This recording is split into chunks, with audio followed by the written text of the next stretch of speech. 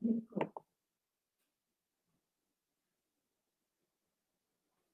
Bismillahirrahmanirrahim. Assalamualaikum warahmatullahi wabarakatuh. Selamat pagi. Ucapkan kepada semua pendengar dan yang menyaksikan secara live melalui pusat kaunseling UTM. Dan pada hari ini kita akan bersiaran dengan tajuk yang jarang sekali diketengahkan, iaitu ADHD, iaitu Attention Deficit Hyperactive Disorder. Tapi hari ini kita akan bicara berkenaan dengan satu perspektif baru berkenaan dengan ADHD, iaitu ADHD di kalangan dewasa. Okay, so jadi bila kita berkata berkenaan dengan ADHD, ramai mengakui bahawa ADHD ini terdapat pada kanak-kanak. Okay, dan hari ini bersempena Bulan Kesihatan Mental Dunia, dan kita merasakan bahawa perkongsian ini perlu bagi semua orang mengetahui, dan juga mungkin kalau ada sekiranya di sekitar kita ada mereka yang mengalami simptom ini, boleh kita terutama sekali dalam setting pekerjaan dalam setting pejabat. Dan bila kita melihat keadaan ini, ADHD ini terutama bagi dewasa, ianya adalah sesuatu yang perlu diketahui, kerana sedikit sebanyak ianya memberi kesan kepada produktiviti individu dan juga perjalanan hidup seseorang secara peribadi.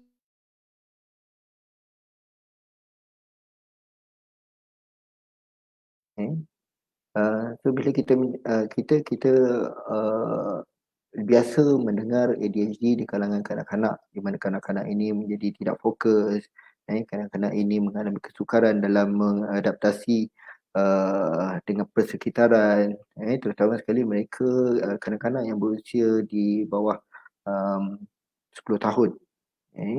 Dan ini amat ketara bagi kanak-kanak yang berada pada peringkat sekolah tadika dan juga pada peringkat sekolah rendah. Baru-baru ini yang membuatkan saya terpanggil untuk membuat tajuk ADHD ni kerana ada seorang klien, iaitu pelajar, yang mana beliau menyatakan bahawa beliau mengalami ADHD. Apabila ditanya bagaimana beliau boleh menyatakan bahawa beliau mengalami ADHD, beliau nyatakan bahawa terdapat simptom-simptom yang mereka dia perolehi daripada YouTube, dan dia merasakan pada ketika itu dia rasakan bahawa ADHD tidak mungkin berlaku pada beliau kerana ADHD ni dia banyak kepada kanak-kanak. Tapi setelah melihat YouTube itu, beliau merasakan bahawa beliau mengalami ADHD. Okay. Now di kalangan dewasa, ADHD ini sebenarnya tidak boleh dinilai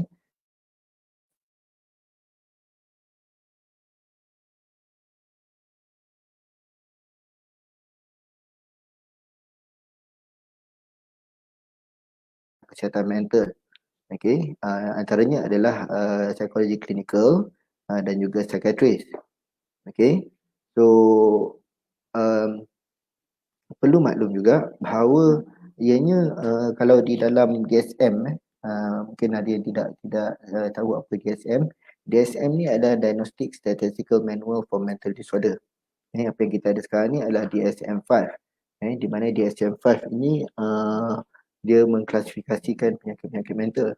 Dan di dalam DSM-5 dinyatakan berkenaan dengan ADD, Attention Deficit Disorder, bagi dewasa. Jadi hiperaktif itu tidak berlaku di kalangan di kalangan kanak-kanak, di kalangan dewasa lah. Jadi lebih dikenali sebagai ADD di dalam DSM-5. Okay. So mungkin selepas ini ada yang berkeinginan nak tahu lebih lanjut berkenaan dengan penyakit-penyakit mental. Okay. Mungkin bolehlah melihat sebagai rujukan, sumber rujukan melalui DSM-5. Okay. Now, bila kita tengok ya, saya ada sediakan sedikit bahan untuk uh, untuk dikongsi bersama oleh para penonton. Okay.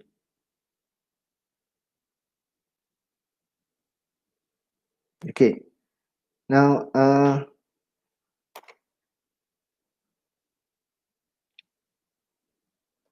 okay. Okay, ADHD ini adalah satu perilaku yang meliputi kesulitan dalam memusatkan perhatian iaitu terlalu aktif atau ini dipanggil sebagai hyperaktif dan perilaku impulsif. Okay. Dan manakala ADD pula seperti yang saya nyatakan tadi, ini adalah satu istilah yang menggambarkan ADHD yang gejalanya termasuk dalam bagi mereka dewasa ni perstrukturan iaitu dari segi pemikiran, okay, kurangnya fokus dan sering terawang atau apalah. Okay. So jadi keadaan ini menyukarkan individu terutama sekali mereka yang berada di persekitaran mereka. Melihat adakah mereka ini mengalami masalah atau tidak. Okay. Tapi kesukaran ini berlaku dalam mengenal pasti apa sebenarnya berlaku pada mereka. Okay. So jadi tidaklah mustahil sekiranya ADHD ini jelas berlaku di kalangan dewasa. Okey. Berkenaan dengan DSM-5 untuk menyatakan bahawa seseorang itu mengalami ADHD seperti yang termaktub dalam DSM-5, dia ada kriteria-kriteria yang perlu difahami dan perlu ada untuk menyatakan bahawa mereka ini mengalami. Bila kita kata kriteria ni, dia adalah apa simptom-simptom yang ada kepada individu itu. Okey. Yang pertama adalah dari segi inattention ataupun individu itu mesti mempunyai 6 kalau kita tengok pada beranak ni mesti ada 6 simptom daripada 9 dan kanak-kanak ini mestilah berusia lebih daripada 16 tahun, tetapi lebih 5 atau lebih simptom-simptom ni hadir daripada mereka yang dewasa, iaitu lebih daripada 17 tahun. Jadi kita tak boleh kata hanya satu simptom yang membolehkan, satu atau dua simptom membolehkan kita menyatakan dia mengalami ADHD. Okey. Dan bagi orang dewasa, simptom-simptom ini mestilah hadir menampakkan simptom-simptom ni lebih daripada 6 bulan. Okey, ini kriteria dalam kebiasaannya dalam mengenal pasti penyakit-penyakit dalam dalam DSM-5 ini. Kalau hanya berlaku dalam jangka masa yang singkat ataupun dalam jangka masa yang dirasakan bahawa tidak menggambarkan suatu penyakit, ianya belum boleh lagi dianggap. Sebagai contohlah, kalau kata seseorang itu sukar tidur, okey, lepas tu dia beritahu pada doktor, saya mengalami insomnia. Kalau setakat seminggu tu belum boleh lagi dipanggil sebagai insomnia. Jadi salah satu kriteria menyatakan dalam DSM-5 berkenaan dengan ADHD ni, seseorang itu mestilah simptom-simptom ini lebih daripada atau sekurang-kurangnya 6 bulan. Okey, yang mana perkembangan itu tidak berlaku kepada kronologi pembesaran dia. Okey, apa antara kriteria-kriteria ni ataupun simptom-simptom ni? Kalau kita tengok yang pertama, often fail to give close attention to details or make careless mistake in school work, at work or other activities. Mana kata seorang individu itu dia gagal untuk memberi perhatian dan seringkali melakukan kesilapan-kesilapan yang berulang atau bahasa yang kalau bahasa Melayu standard dia cemerkap. Okey, itu yang pertama, gagal memberi perhatian kepada sesuatu. Baik di mana mereka berada, di rumah, di kawasan persekitaran rumah, di tempat kerja. Okey, yang kedua, mengalami ataupun has trouble holding attention on task or play activities. Mengalami kesukaran dalam dalam uh, me, uh, menetapkan perhatian.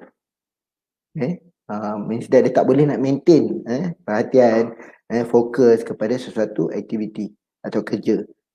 Kadang kita berlaku juga di kalangan mereka yang bekerja, rakan sekerja kita ni, kita tengok ataupun seorang ketua melihat anak buah dia bekerja, dia tak boleh tengok sikit-sikit dia hilang fokus. Jadi dia terus membuat judgement ataupun menyatakan bahawa mereka ini seringkali hilang fokus dalam kerja. Ini adalah yang kedua. Yang ketiga, does not seem to listen when spoken to directly. Mereka yang mengalami ADHD ini, simptom ini, apabila seseorang bercakap kepada mereka, bercakap dengan mereka, mereka tidak fokus. Dan seolah-olah seperti mereka ini tidak dengar. Okay? Apabila kita bercakap direct dengan individu ni. Okay, yang ketiga. Dan seterusnya, does not follow through an instruction or fail to finish schoolwork, chores, kerja rumah ataupun duties at the workplace. Maksudnya, seseorang individu itu mengalami simptom di mana dia tak boleh nak mengikut arahan yang diberi. Gagal menyiapkan suatu tugasan yang diberikan kepada dia. Okay. Mudahlah hilang fokus. Dia tak dapat nak mengikut arahan yang diberi. Okay. Okey, yang seterusnya, has trouble organizing tasks and activities. Mengalami kesukaran, masalah dalam menyusun atur tugasan yang diberi ataupun aktiviti. Okey. Seterusnya, simptom dia adalah avoid, dislike or reluctant to do tasks required mental efforts over a long period of time. Individu ini mengalami simptom tidak suka atau cuba mengelak, tak nak buat kerja sesuatu tugasan yang diberikan kepada dia, yang mana tugasan itu memerlukan pemikiran, yang memerlukan decision yang besar, dalam satu jangka masa yang lama. Seterusnya, loses things necessary for tasks and activities. Seringkali kehilangan benda. Seringkali kehilangan benda. Macam kanak-kanak lah, mungkin ada parents yang menganggap bahawa anak-anak ni selalu sangat hilang barang, dan menganggap bahawa itu adalah kecuaian anak mereka. Kalau dia pejabat pula, kadang-kadang selalu hilang dokumen, salah letak dokumen, sehingga menyebabkan kita merasakan bahawa dia ni dalam melakukan tugasan seringkali cemerkap. Simptom yang seterusnya, often easily distracted. Seringkali mudah teralih perhatian. Seringkali mudah hilang tumpuan. Dan yang terakhir adalah is often forgetful in daily activity. Seringkali terlupa. Ini bukan mengalami demensia atau amnesia, tetapi dia seringkali terlupa dalam aktiviti harian. So bila dinyatakan dalam DSM-5 ini, seseorang itu, dewasa itu, dia mestilah mengalami simptom, menunjukkan simptom 5 atau lebih daripada 9 simptom-simptom yang dinyatakan. Dan simptom-simptom ini perlulah hadir tertonjol sekurang-kurangnya 6 bulan atau lebih. Now itu tadi adalah berkenaan inattention ataupun sesuatu perlakuan yang tidak berniat. Satu lagi bahagian dalam DSM-5 merujuk kepada ADHD dewasa ini adalah 2 perkara, iaitu hyperaktif dan impulsif. Perlakuan yang hyper dan juga impulsif atau berulang. Now pada kriteria ini dinyatakan bahawa kriteria yang sama juga, iaitu 5 atau lebih daripada simptom-simptom yang akan dinyatakan, dan juga mestilah sekurang-kurangnya 6 bulan to extend ataupun perlakuan ini berlaku kepada individu itu. Saya ulang sekali lagi, kalau setakat hanya berlaku dalam tempoh 2, 3 minggu ke 2-3 bulan, ianya belum boleh dinyatakan ataupun memang tidak boleh dinyatakan bahawa dia mengalami ADHD.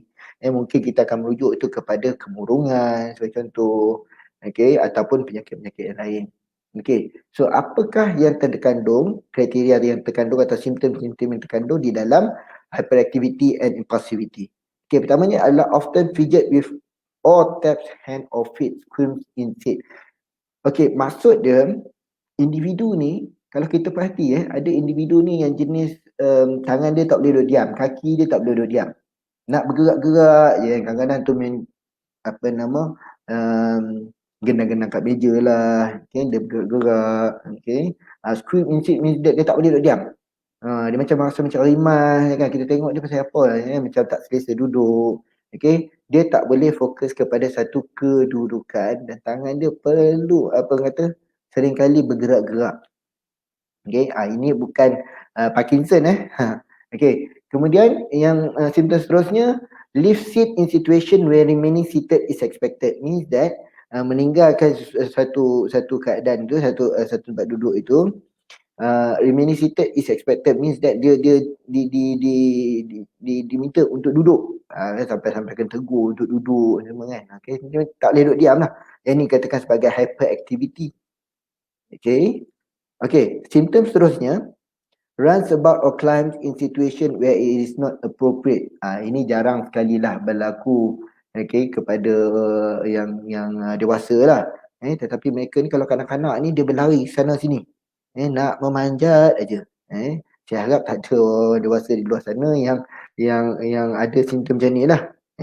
Memang kalau ada simptom macam ni kita akan nampak terlalu obvious lah, terlalu janggal sangat kepada keadaan ni apabila ia berlaku kepada orang dewasa. Tetapi ianya berlaku kerana ianya diklasifikasikan sebagai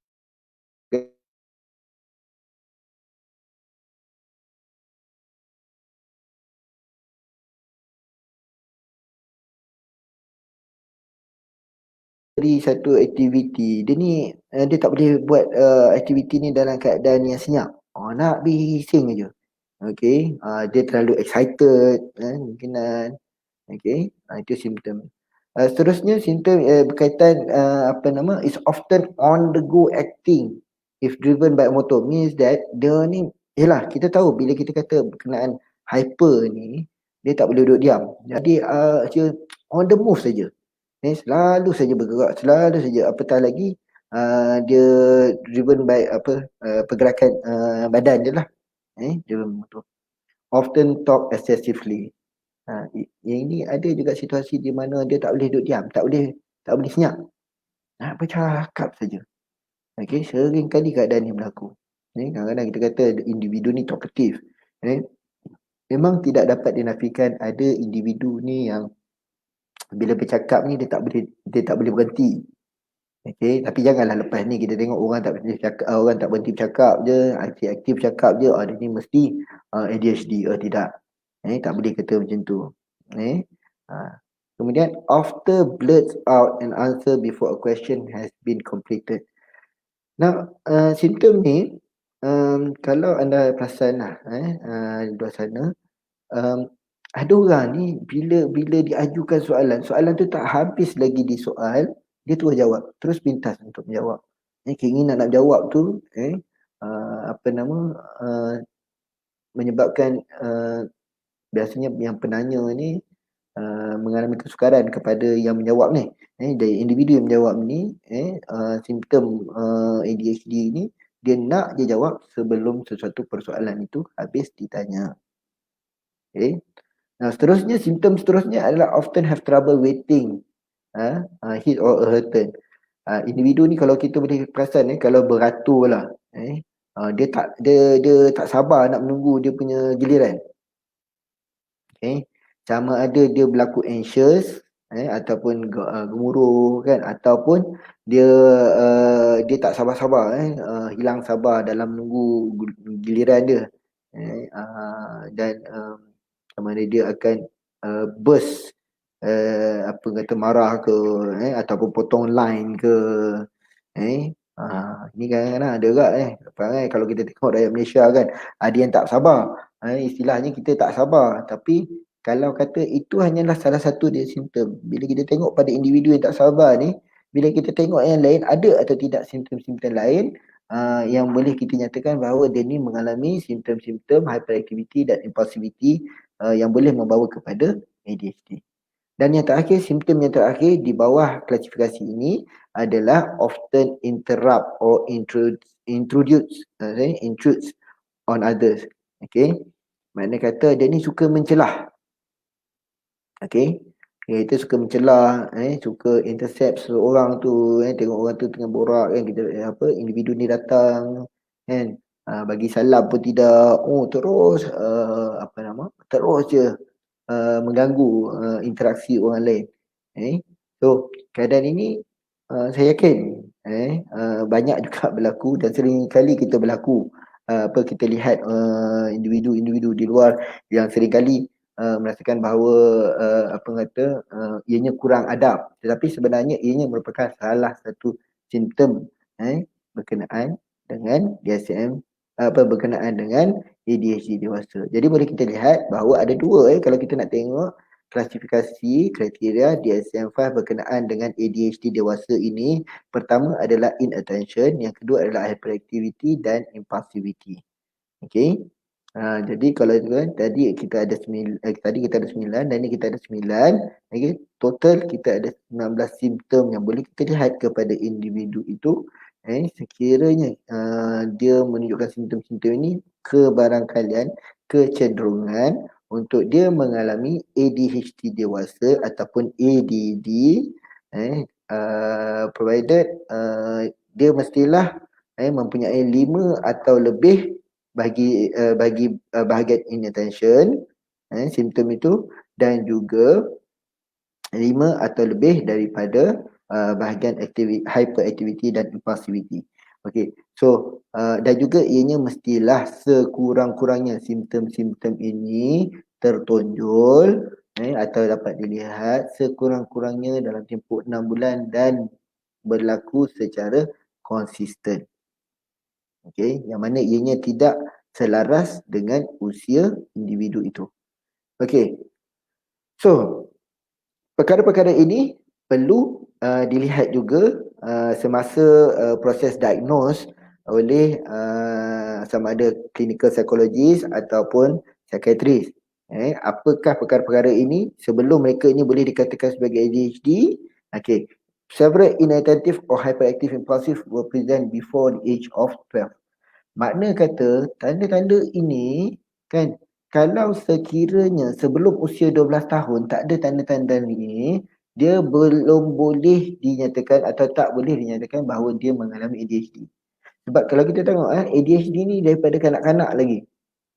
Okey, dia membawa kepada kepada peringkat usia dewasa. Dia tak boleh berlaku pada tiba-tiba je pada usia 15 tahun dia terjadi. Tak ada. Okey, yang itu mungkin kita akan tengok kepada possibility lain, mungkin dari segi PTSD ke, post traumatic stress disorder ke, atau beberapa jenis-jenis kemungkinan yang lain ke, antisocial ke. Okey, so ianya perlulah tanda-tanda atau simptom-simptom ini yang merujuk bahawa ianya juga dialami sebelum usia 12 tahun. Itu yang pertama. Yang kedua, several symptoms are present in 2 or more setting.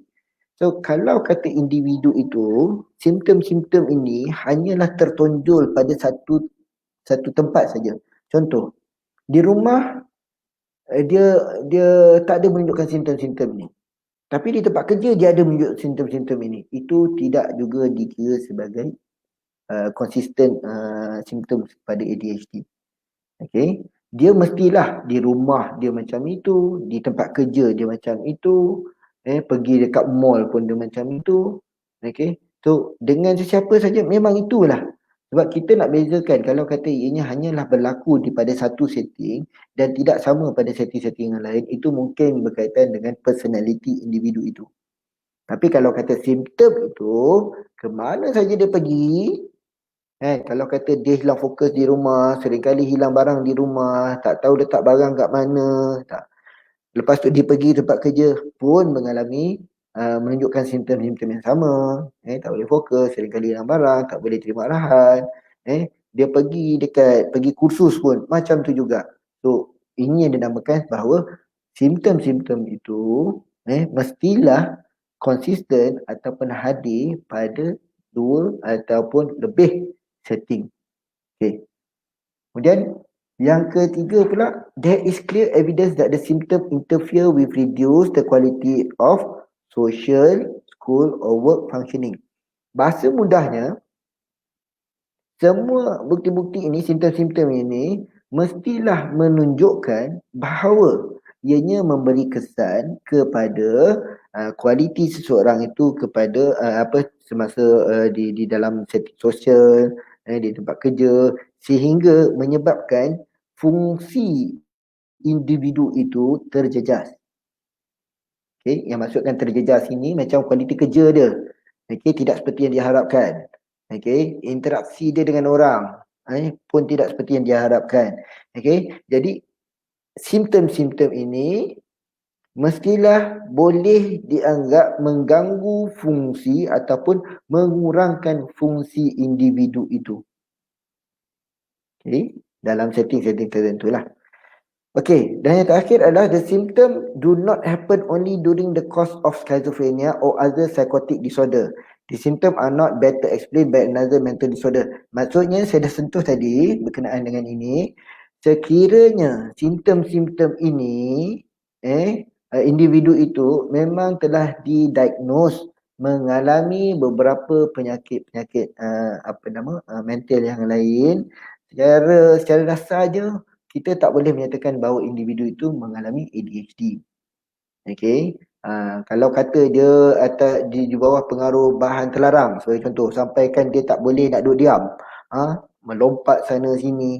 Dia melompat sana sini tu bukan disebabkan oleh simptom ADHD tetapi disebabkan oleh dia mengambil bahan-bahan tertentu. Okey. Ataupun dia mengalami halusinasi, tidak dapat fokus kepada sesuatu. Tetapi dia telah didiagnose mengalami autism sebagai contohnya atau mengalami schizophrenia for example, pun tidak boleh diklasifikasikan dalam keadaan ini. Okey. Ataupun bagi wanita yang mengalami datang bulan, dia mengalami PMS, premenstrual syndrome, ataupun wanita yang berlepas bersalin, dia mengalami postpartum disorder, postpartum ataupun maternity blues, atau lidah Melayunya katanya meroyan, pun tidak boleh diklasifikasikan sebagai ADHD. So perkara-perkara ini perlu dipenuhi. Sekiranya tidak, ianya secara dasarnya tidak boleh dianggap ataupun tidak boleh diklasifikasikan sebagai ADHD. Attention Deficit Hyperactive Disorder. Okay. So, berdasarkan simptom-simptom ni ada tiga keadaan yang boleh membolehkan bahawa presentation ADHD ni berlaku. Okay. Pertama, combined presentation is enough symptom for both criteria, intention and hyperactive were present for the past 6 months. Okay. Combine dua perkara tadi, yang pertama adalah inattention, yang kedua adalah hyperactivity and impulsivity. Kedua-dua ni hadir dalam tempoh sekurang-kurangnya 6 bulan. Itu dinamakan combined presentation. Predominantly inattentive presentation pula, if enough symptom of intention but not hyperactive impulsivity were present for the past 6 months. Kalau sekiranya bahagian inattention itu hadir tetapi dia tidak hyperactivity, tak ada hyperactive dia, tak ada impulsivity dia, tetapi ianya lebih daripada 6 bulan atau lebih, boleh juga dianggap sebagai ADHD. Dan yang terakhir, predominantly hyperactive dengan impulsif present. Okay, sekiranya hyperactive dengan impulsif ada simptom-simptom itu tetapi tidak ada inattention dalam sekurang-kurangnya 6 bulan atau lebih, ianya juga boleh dikatakan sebagai mengalami ADHD. Okay. Now, so secara dasarnya bila kita tengok simptom-simptom di kalangan dewasa ini, inilah yang sering kali kita dapat perhatikan. Tapi mungkin selama ini kita terlepas pandang ataupun kita tidak menganggap bahawa ini adalah satu penyakit yang diklasifikasikan sebagai kesihatan mental. Okay, so kita anggap mungkin ini adalah sebabkan individu tu sendiri. So apakah simptom-simptom ini? Daripada awal tadi kita banyak cakap pasal simptom kan. Supaya ianya memberi sesi ini dapat memberi pendedahan kepada kita melihat kepada persekitaran kita ini. Agar kita dapat membantu, bukannya untuk kita membuat satu diskriminasi kepada mereka. Okay. Okey, yang pertama apa simptom tu adalah ketidakteraturan. Okey, ketidakteraturan ni macam mana? Mana kata dia tak boleh nak follow order, dia tak boleh ikut arahan, kadang-kadang dia buat ikut kepala dia sendiri. Kadang-kadang yang ini yang sering menyebabkan berlakunya pergaduhan ataupun apa kata krisis, konflik, bos dengan anak buah, dengan pekerja. Arahan diberi untuk melakukan sebegini, dia buat macam ni. Ketidakteraturan. Dalam hidup pun dia tak teratur juga. Dia tak ada ketidakteraturan dalam hidup tu berlaku dalam keadaan apa yang nak buat dia buat. Kemudian seterusnya masalah dalam mengatasi tekanan. Dia tak tahu nak handle tekanan dia. Tapi ini saya tidak generalkan pada semua orang lah. Memang kita akui bahawa memang tidak semua orang mampu mengatasi tekanan. Tetapi kena ingat jangan kita mengambilkan satu simptom ini kemudian kita membuat generalisasi. Jangan. So masalah dalam mengatasi tekanan. Kemudian tidak memberi tumpuan. Tidak memberi dan juga tidak boleh memberi tumpuan. Dia bukan dia bukan mengalami masalah retention ataupun kekal menumpukan perhatian, tidak.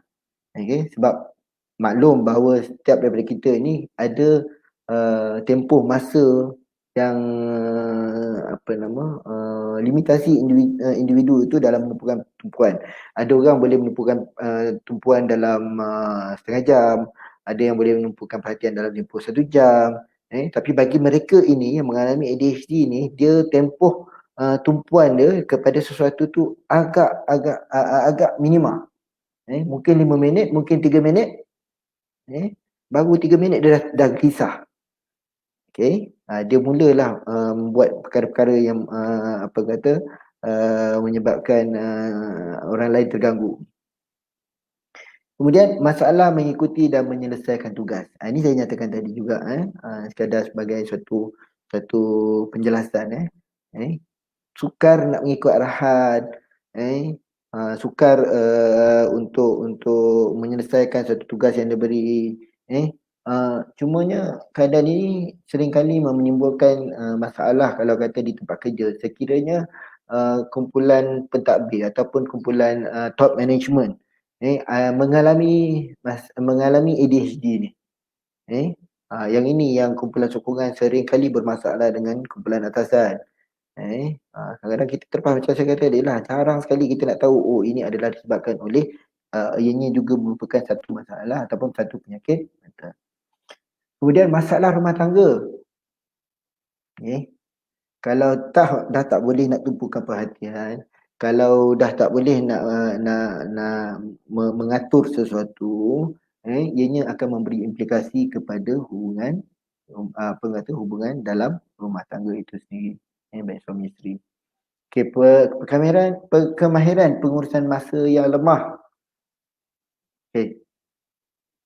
Dikatakan orang ADHD ni dia mengalami kesukaran dalam membuat perancangan, planning. Dalam membuat strategi dalam dalam suatu pengurusan. So pengurusan masa ni lemah because kerana mereka sendiri dah tak dapat nak menumpukan pada sesuatu tu.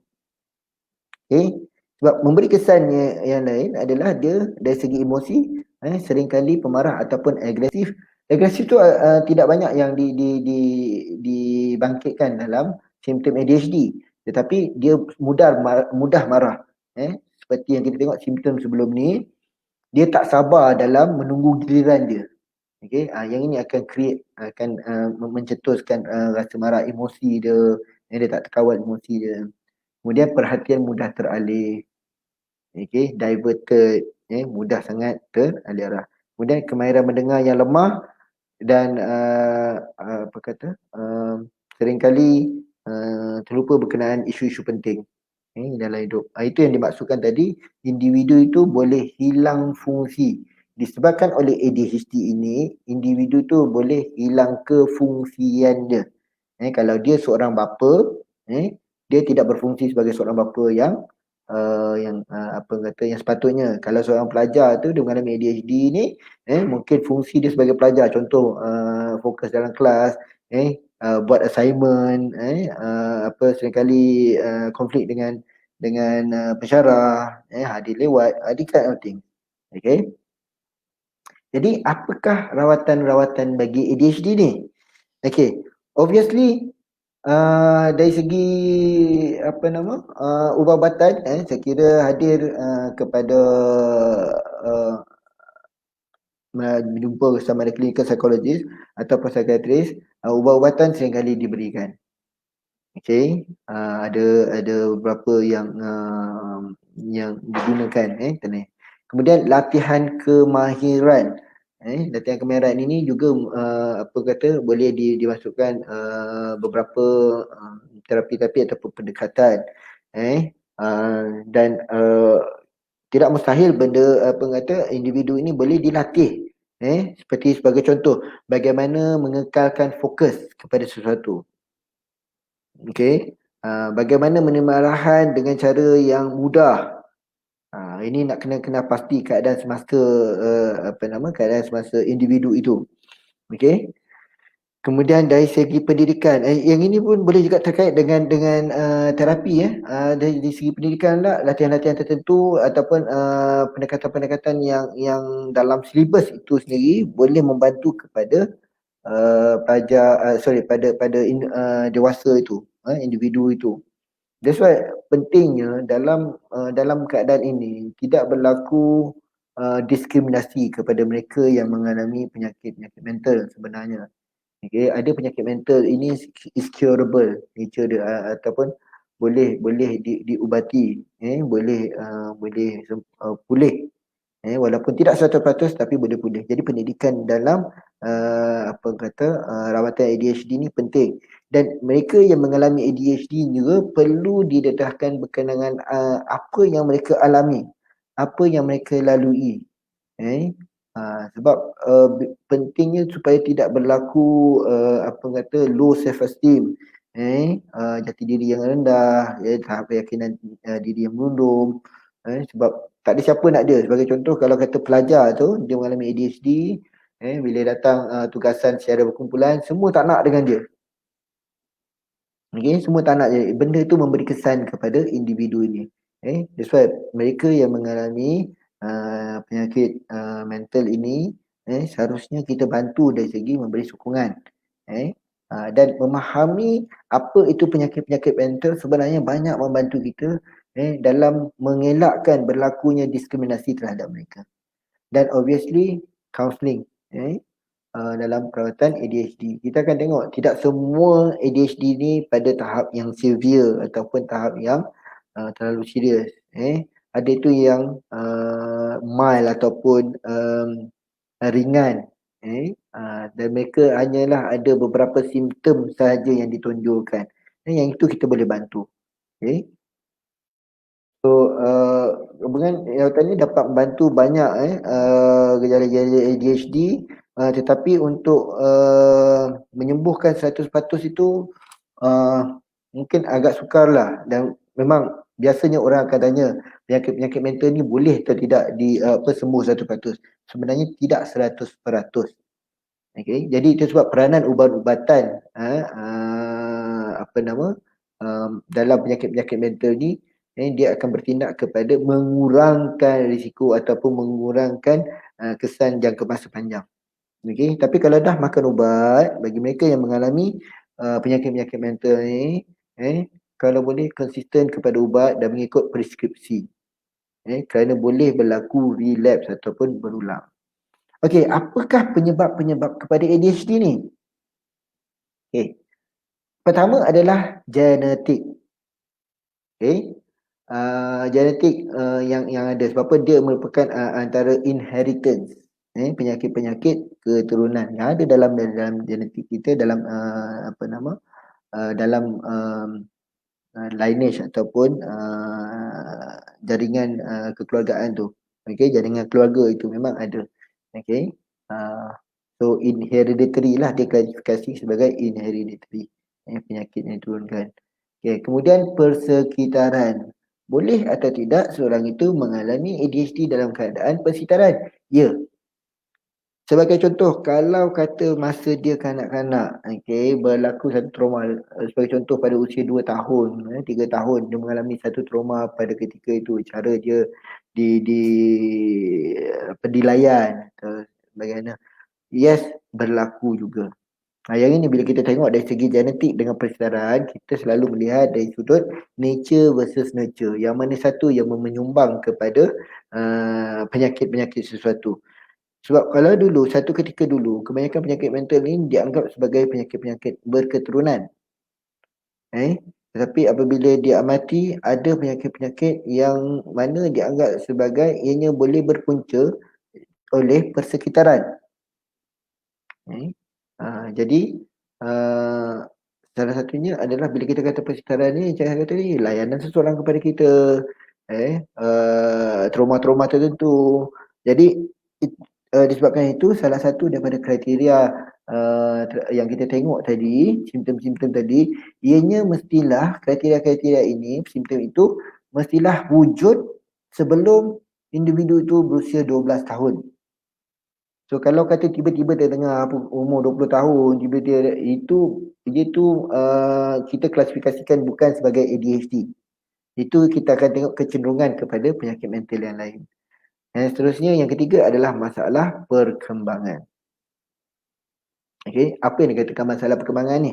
Developmental problem. Okey. Mungkin dari segi fisiologi kita, mungkin disebabkan oleh apa kata dalam tempoh perkembangan diri itu, berlaku aksiden, sesuatu berlaku pada tubuh badan kita, dan ini merencatkan ataupun menyebabkan berlakunya ADHD. Itu sebab kena ambil berat, kena ambil serius apabila kita mengalami satu peristiwa trauma dalam hidup. Sebab apa peristiwa trauma ini dia punya implikasi dia atau kesan dia cukup besar dan boleh mengaitkan kepada keadaan-keadaan ketidakselesaan diri ataupun membawa kepada penyakit-penyakit mental. Dan lupa saya nak maklumkan tadi, fahaman masyarakat berkenaan dengan penyakit mental dengan kesihatan mental. Bila kita bercakap berkenaan dengan kesihatan mental, ianya merujuk kepada conscious ataupun kesedaran individu itu terhadap kesihatan mental dia. So dalam bahasa mudah ianya adalah berkenaan dengan conscious. Kalau kita cakap berkenaan dengan penyakit mental, ianya akan terkait kepada dia akan terkait kepada sanity ataupun kewarasan. So bila kata kewarasan ni, dia akan mengakibatkan seseorang itu mempunyai masalah dari segi membuat keputusan, dalam melihat sesuatu tu akan berlaku halusinasi sebagai contoh. Itu yang nak membezakan kesihatan mental dan juga penyakit mental. Kesihatan mental berkenaan dengan kesedaran, means that dia sedar di mana dia berada, dia sedar sekeliling dia. Itu yang kita kata minda sihat. Dan kesihatan penyakit mental pula ianya terkait kepada sanity atau kewarasan. Dalam Islam pun banyak menyebut berkenaan dengan kewarasan ini, berkenaan dengan waras. Bila waras, kalau tidak waras ini, keputusan yang dilakukan oleh seseorang itu, individu itu tidak terguna pakai. Itu kalau kita tengok pada hukum-hukum fiqh. Baiklah, mengenai pasti penyakit ADHD ini, seperti yang dinyatakan awal-awal tadi, hanyalah boleh dilakukan oleh mereka yang profesional terlatih dalam bidang-bidang kesihatan mental. Okay. Perlunya mereka ini certified accredited. Siapa mereka ni? Antaranya adalah psikologi klinikal dan juga psikiatris. Okay. Tetapi setelah melalui sesi rujukan rawatan, mereka perlu menilai keadaan individu ini. Tapi sekiranya seorang itu telah didiagnos mengalami ada penyakit-penyakit mental yang lain, seperti kemurungan, tekanan, yang mana ianya memang jelas mereka mengalami penyakit-penyakit ini, dan juga sekiranya mereka di bawah pengaruh bahan terlarang, tak salah alkohol ke, apa nama, dadah ke, so penilaian ADHD dewasa ini tidak terpakai dalam penilaian ini. Okay. So bukan mudah juga nak menyatakan bahawa boleh seseorang itu tengok ada simptom je, oh dia ni mesti ada ADHD. Oh dia ni cenderung, tidak boleh. Okay. So orang biasa tak boleh menyatakan bahawa orang ni mengalami ADHD. Yang ini kadang-kadang kita kesian tengok dalam kes-kes tertentu, apabila seorang staff tu dirujuk kan, dia terus dikatakan bahawa selalu melawan, masalah disiplin, tapi bila kita tengok klien yang hadir ni, terutama staff kata dia ada simptom-simptom ini. Itu kebiasaannya kalau kami di pusat kaunseling, kami akan merujuk klien ini atau individu ini untuk mendapat diagnose yang lebih daripada sama ada clinical psychologist atau psychiatrist di hospital yang berdekatan. Kalau kami di UTM KL, UTM Kuala Lumpur, pusat kaunseling UTM Kuala Lumpur akan merujuk kepada pegawai kami di sana akan merujuk kepada Jabatan Psikiatrik Hospital Kuala Lumpur. Kalau kami di Johor Bahru pula, kita akan merujuk klien ini dengan rujukan oleh klinik universiti, pusat kesihatan universiti, kepada sama ada Hospital Permai ataupun di HSA lah, tanah. Okey. So itu bagaimana nak mengenal pasti ADHD. So orang biasa tak boleh saja-saja suka-suka seronok-seronok kan. Lepas dengan sesi ni kan, rasa macam aku tengok seorang tu mesti dia ni ada. Tak boleh. Okay. Janganlah macam tu. Okay.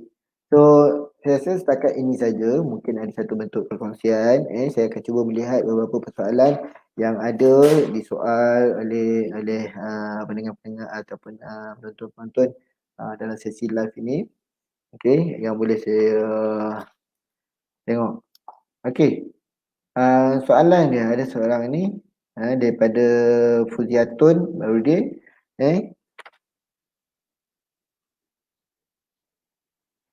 Okay, dia bertanyakan berapa banyak dari simptom yang disenaraikan itu menunjukkan seseorang itu benar-benar menghadapi ADHD. Sebab beberapa simptom ini sering dijumpai dalam masyarakat kita. Okay.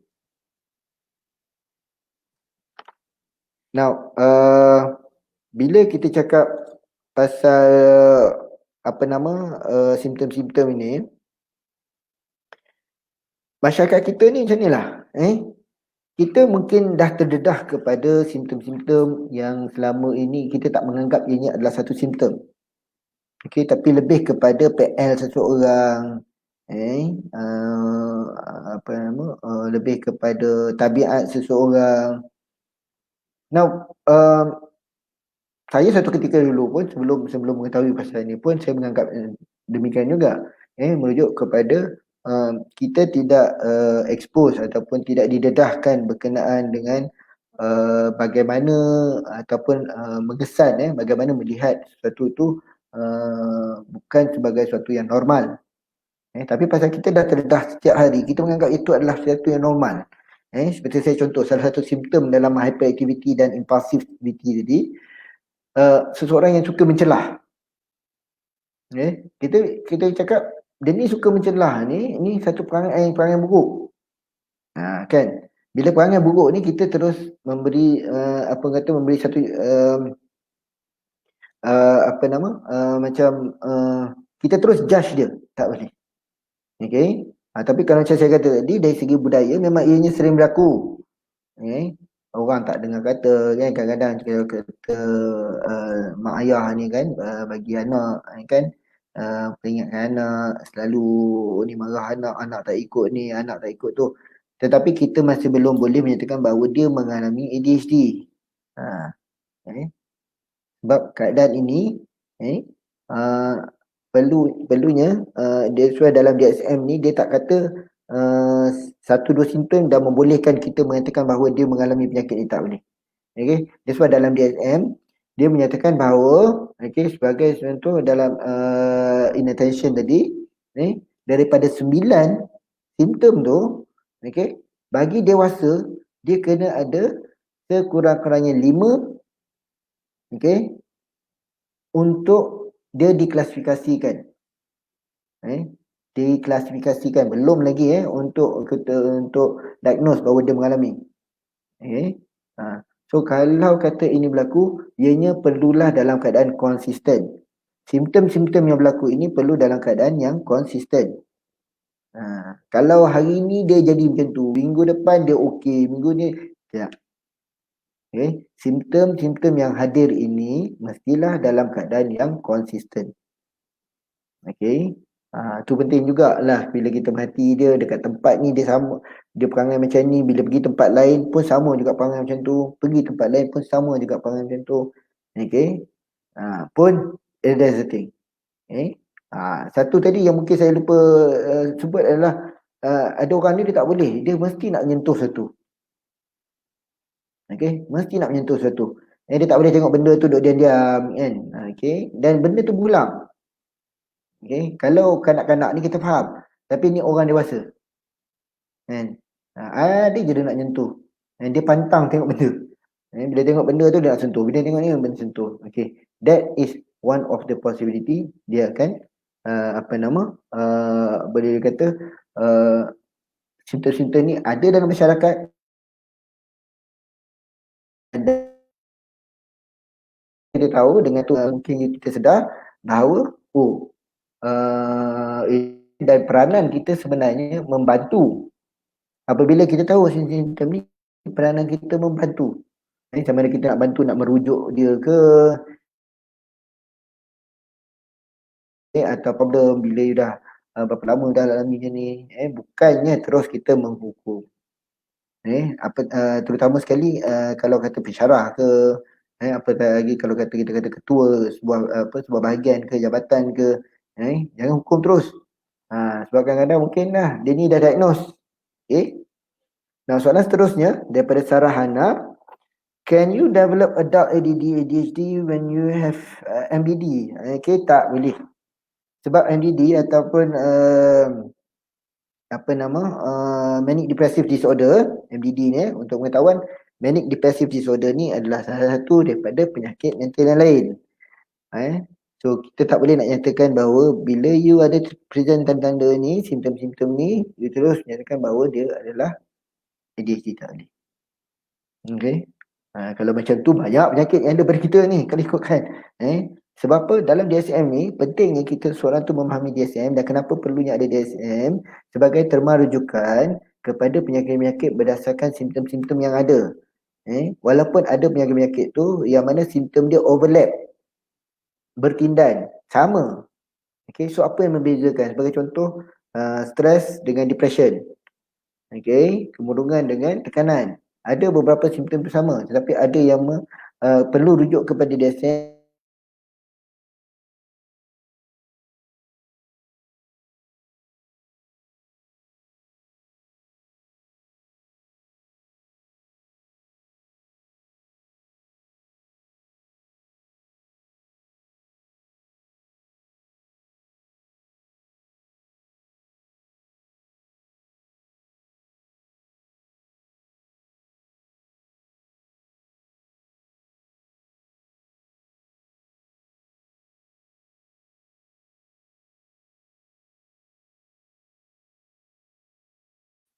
Okay, ada masalah connectivity sikit.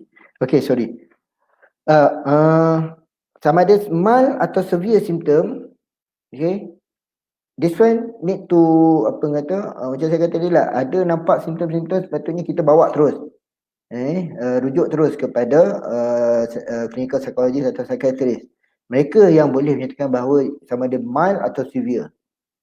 Tapi sebenarnya yang kita nak nampak ni adalah apabila seseorang tu mula menampakkan rutin harian dia terganggu ataupun hilang kefungsian diri, sebenarnya yang ini kita dah boleh kena bawa dah. Okay, kita dah boleh bawa. Dan untuk mengesahkan ni hanyalah mereka yang berkelayakan sahaja yang boleh kata. Okay, okay. Boleh ke adult ADHD ni menyebabkan insomnia, dan bagaimana kalau seseorang itu nak dapatkan diagnosis untuk kena pasti mengalami ADHD atau tidak? Now, insomnia ni masalah tidur. Okay, that's why dalam DSM-5, okay, tidak semua penyakit mental dia akan ada simptom, akan merujuk kepada simptom pola tidur. Okay, ADHD ni dia mungkin boleh membawa kepada masalah tidur, means that dalam keadaan terlalu hyper berkemungkinan, okay. Tetapi untuk menjawab persoalan ini, sama ada ianya menyebabkan insomnia atau tidak, yes, okay, but need to have further clarification, perlukan perlukan maklumat atau penjelasan yang lebih lanjut daripada clinical psychologist, in which saya hanyalah seorang psychologist dan juga counselor. So I suggest untuk melihat sama ada ianya boleh membawa kepada insomnia atau tidak. As for now, I say yes. Ini daripada pengalaman bila kita handle sesi, mereka yang present simptom-simptom ni ada. Kadang-kadang dia fikir banyak. Ini juga satu juga kalau mereka yang mengalami ADHD ni, kadang-kadang dia berfikir kan, malam tu terawang-awang. Okay. So kalau seorang itu nak dapatkan diagnosis seperti yang saya katakan tadi, kita ada di hospital-hospital kerajaan yang punya jabatan psikiatris. Okay, ada juga beberapa NGO, hospital-hospital yang menyediakan perkhidmatan psikiatris. Pentingnya sekarang ni ada satu masyarakat kita berkenaan dengan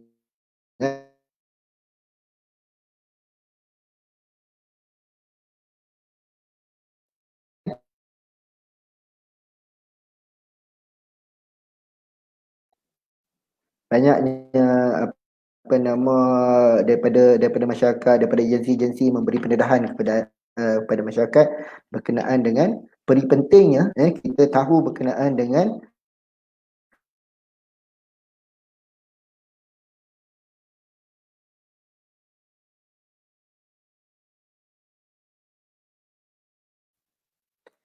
okay. Very menyatakan soalan dia, bagaimana jika seorang itu didiagnos dengan ADHD dan bipolar disorder dalam masa yang sama? Now, when we say about bipolar is a mood disorder. Okay, diklasifikasikan dalam mood disorder. Okay. Dari segi treatment, dari segi simptom, ada perbezaan di situ, in which saya tak boleh nak nyatakan secara jelas berkenaan dengan ini. Tetapi ADHD dia tidak banyak terarah kepada mood. Okay, dia lebih terarah kepada ketidakupayaan seseorang itu fokus dalam rutin harian dia. Okay, so kalau bipolar ini, okay, dia dah classified under mood disorder, there's be something else. Berkemungkinan boleh boleh apabila seseorang itu diagnosed as having both. Tetapi pakai simptom yang ada pada bipolar untuk jadikan simptom terhadap ADHD, saya tak rasa itu itu yang terguna pakai. Okay, so mungkin kita akan it's a good topic Mungkin selepas ni kita boleh mikirkan untuk kita bawa apa itu bipolar. Sebab masyarakat ni pun mungkin dah terbiasa kebelakangan ini dengan mendengar perkataan apa penyakit bipolar disorder. Kita akan take note supaya kita boleh jadikan dia sebagai satu topik, sebagai satu awareness kepada penonton berkenaan dengan bipolar dan juga beberapa penyakit-penyakit yang selama ini kita tak nampak bahawa ini adalah penyakit, tetapi simptom-simptom itu kita biasa tengok dan dengar. Kita akan cuba from time to time untuk memberi apa kata awareness berkenaan dengan penyakit-penyakit mental. Okay, kita tengok lagi ada apa soalan lagi. Okay. Okay. Cik Diana, macam mana nak bantu seorang yang ada ADHD, lepas tu dia ada keinginan nak bawa kereta tapi dia takut ADHD dia tu mengganggu dia untuk fokus. Okey, seperti yang saya kata, sebenarnya tidak semua penyakit mental dianggap suatu diskriminasi. Bahkan satu kesalahan apabila seorang itu telah diagnose mengalami penyakit mental, kemudian kita apa kata ada keberangkalan untuk discriminate dia. Okey, tetapi penyakit-penyakit yang terutama tidak diklasifikasikan sebagai membahayakan diri dalam membawa kenderaan. Okey.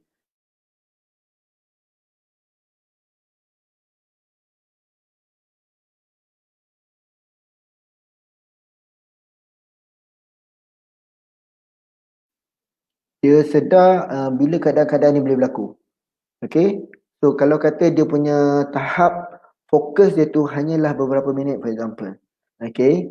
So yang ini yang kita kata membantu mereka yang mengalami ADHD, antara cara rawatan dia adalah kita bantu dia dalam untuk dia mengekalkan bagaimana dia nak mengekalkan tahap fokus dia. Kalau dia tahu dalam tempoh hanya 5 minit, 10 minit saja dia boleh fokus, so macam kita akan latih bagaimana untuk dia maximiskan. Kalau satu kerjaan tu maximiskan dalam 5 minit, 10 minit itu untuk dia buat kerja dan berkesan. Okay. So kalau kata dia nak bawa kereta bagi saya tak masalah sebab macam saya kata tadi, dia bukanlah mood classified under mood disorder. ADHD pun bukan diklasifikasikan sebagai apa kata psikosis ataupun apa kata untuk menjawab 100% bahawa boleh atau tidak, I'm not in a position untuk jawab soalan tu. Mungkin clinical psychologist atau psychiatrist boleh menjawab tu. Tetapi setakat ini tiada masalah bagi mereka yang mengalami ADHD untuk bawa kereta. Okay. So as long as you know, apa kita ni, kita kalau kata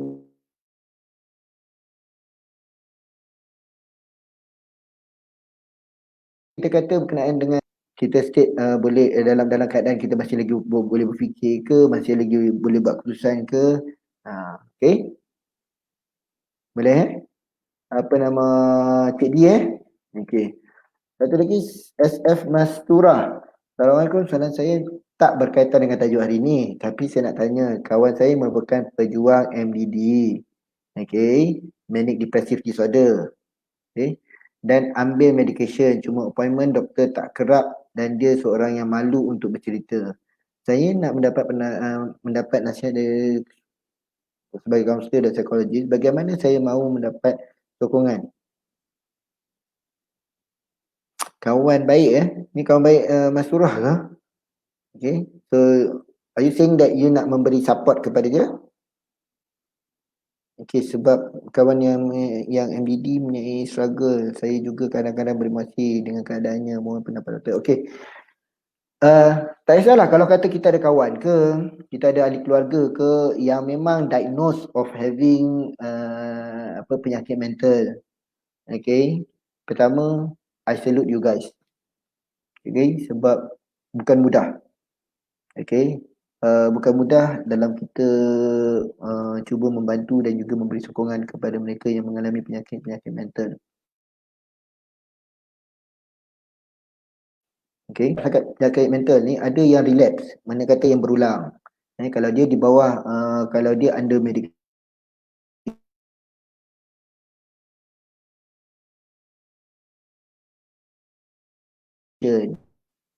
Seringkali kita ingatkan dia untuk makan ubat mengikut preskripsi. Okay, jangan skip. Kalau sekiranya dia merasakan bahawa dia dah apa kata dah ada nampak pengurangan, tolong jangan tiba-tiba berhenti makan ubat tu secara mendadak ataupun tanpa mendapat preskripsi ataupun mendapat rujukan daripada doktor. Itu kalau mereka yang mengalami ataupun ada medication. Okay.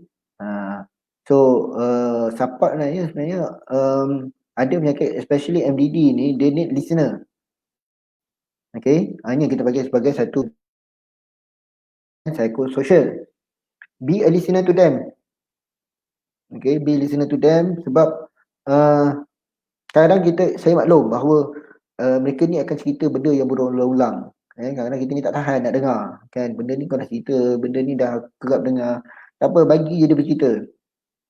Itu yang saya kata tadi. Nak membantu mereka yang ada kawan-kawan atau ahli keluarga yang mengalami apa saja penyakit mental. Pertama, memahami keadaan diri diorang, memahami keadaan penyakit yang mereka alami. Kalau under medication, seringkali pantau. Kerana sekiranya tak dipantau, mengingatkan mereka untuk makan ubat, dia akan relax, boleh berlaku kembali. Okay. Walaupun ubat tu hanyalah 1 mg ataupun 0.25 mg.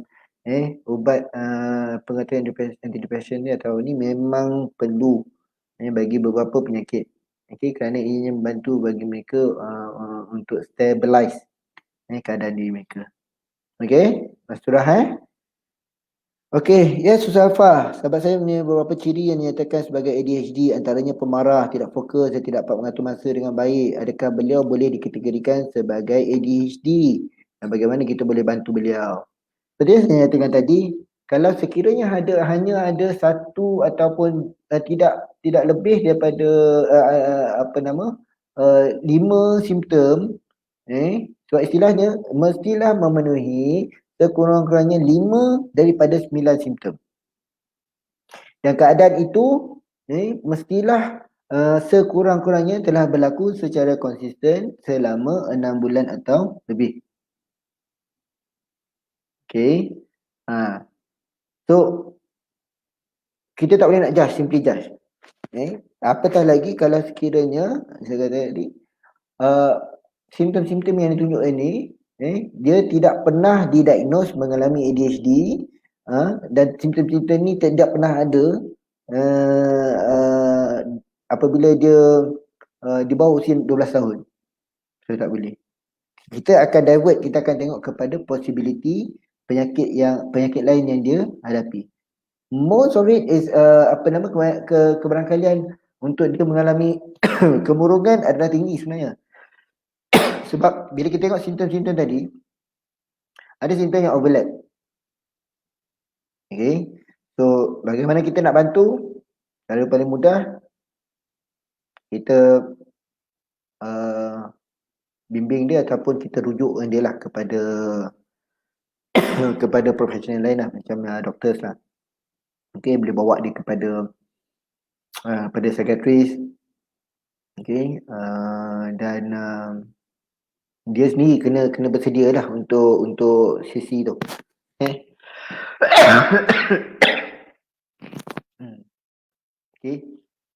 Okay. Sorry. Okay, Zafar. Memang kita nak bantu orang. Okay, orang Malaysia ni, rakyat Malaysia ni memang terkenal dengan nak bantu. Tapi kadang-kadang bila kita bantu, paling penting adalah kita minta permission daripada orang yang kita nak bantu. Okay, because bukan mudah nak bantu orang dalam keadaan mereka tak izinkan kita bantu dia. Ask them permission in order for us to help them. Okay. Okay, KMM Wong, apakah cara terbaik untuk membantu pelajar autism ADHD? Autism ADHD. Autism is autism. ADHD is ADHD. Okay.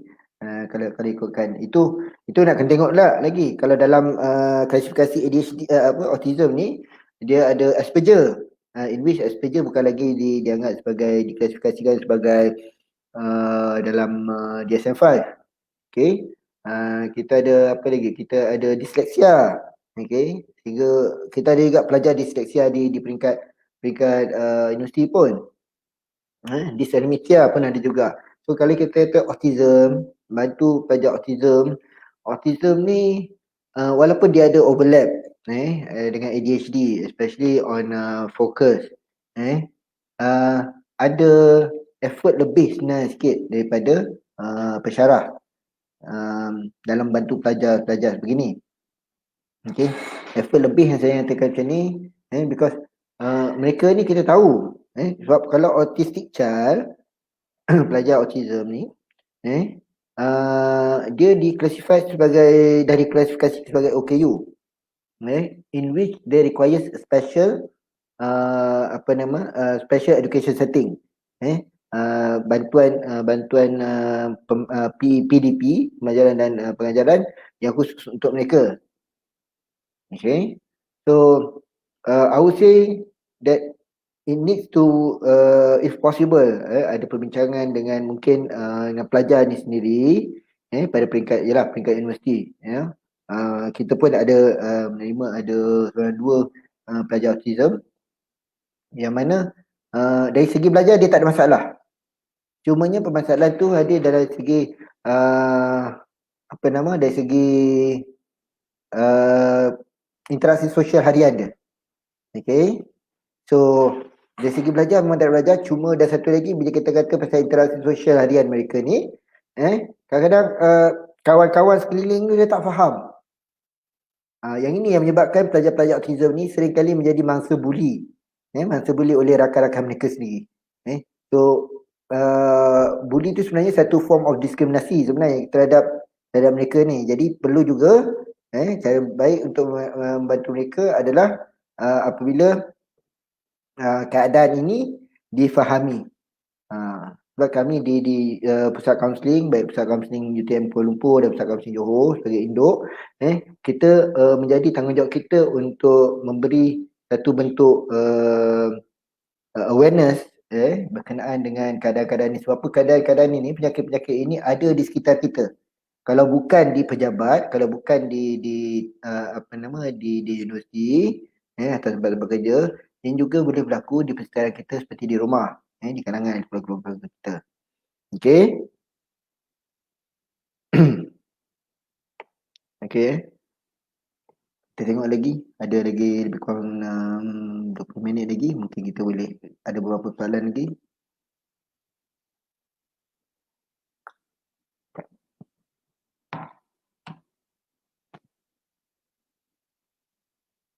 Mindfulness, yes, Cik D. Mindfulness adalah salah satu teknik yang sekarang ni mula mendapat tempat dalam suatu bentuk terapi dan satu bentuk pendekatan. Okay, Berry-berries. Okay, insyaAllah kita akan cuba menyediakan tajuk berkenaan dengan bipolar disorder. Okay. Dan perlu saya bagi disclaimer di sini, saya bukanlah clinical psychology. Tetapi bila kita berhadapan dengan kes-kes yang melibatkan penyakit-penyakit klinikal ini, pengetahuan itu perlu juga ada pada kami, dan kita hanya berperanan sebagai pre-diagnose, tapi bukannya diagnose klien. Okay. Yes, kena tahan sabar, sabar lagi Safura. Okay. Okay. Baru lepas minum. Kering tekak ni, Zafar. Okay, mari kita tengok ada apa-apa soalan mungkin saya tertinggal ke.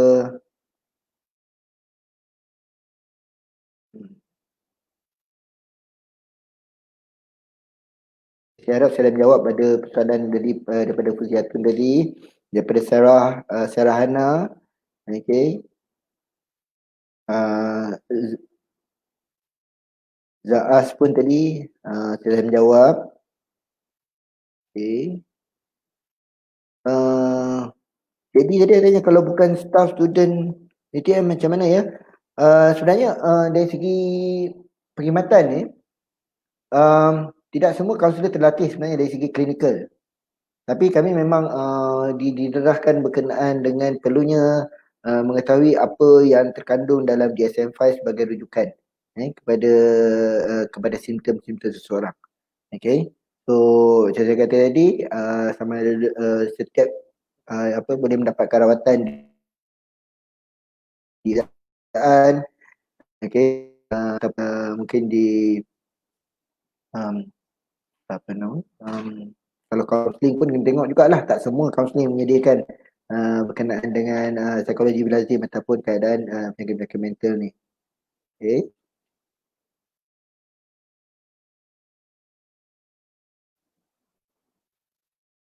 Eh. Okey, tajuk autism nanti kita akan ambil apa nama, kita akan fikirkan juga KKM Wong. I believe KKM Wong is a lecturer. Because soalan tu macam memujuk bahawa as if that you are we pray, kita doakan bahawa kita dalam menyantuni, dalam menjaga persekitaran kita, sebab kita naklah kalau dalam organisasi itu bila kita terbuka dan bila kita peka terhadap keadaan ini, kita sebenarnya dapat memastikan bahawa tempat yang kita berada itu berfungsi dengan baiklah. Okay. Sebab ianya berlaku dalam keadaan kita tak tahu. Sekarang ni harap ianya memberi satu cetusan pemahaman kepada apa yang berlaku. Tuan-tuan puan, saya rasa setakat ni saja perkongsian daripada kami berkenaan dengan mindset minda sihat,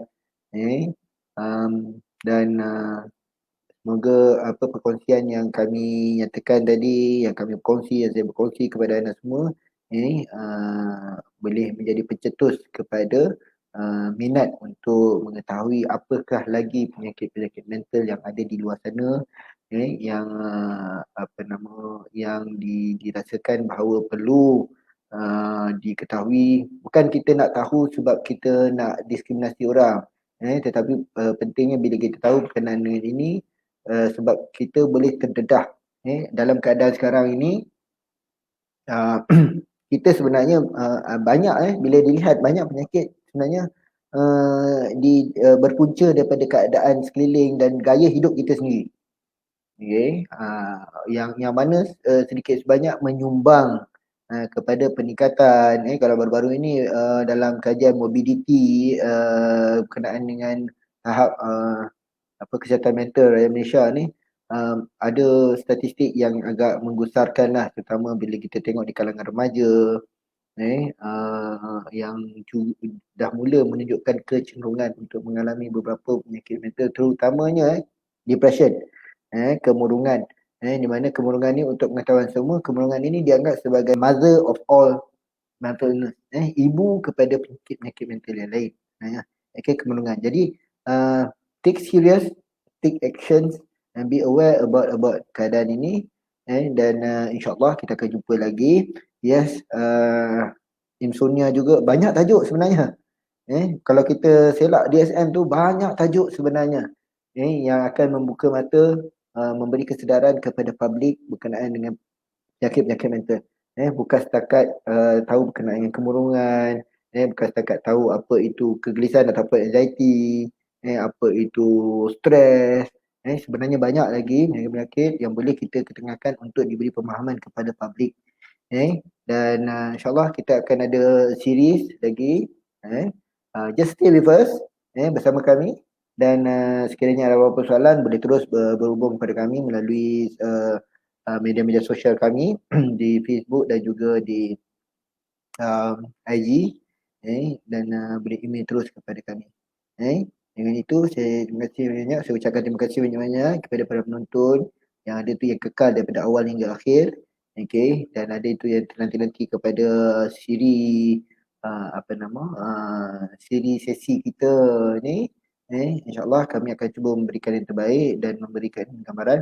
Kiranya ada tajuk-tajuk yang lagi yang mana anda fikirkan perlu, yang anda nak tahu, boleh berhubung kepada kami atau email kepada kami supaya kami dapat menyusun tajuk-tajuk agar ianya lebih praktikal dengan kehidupan seharian kita.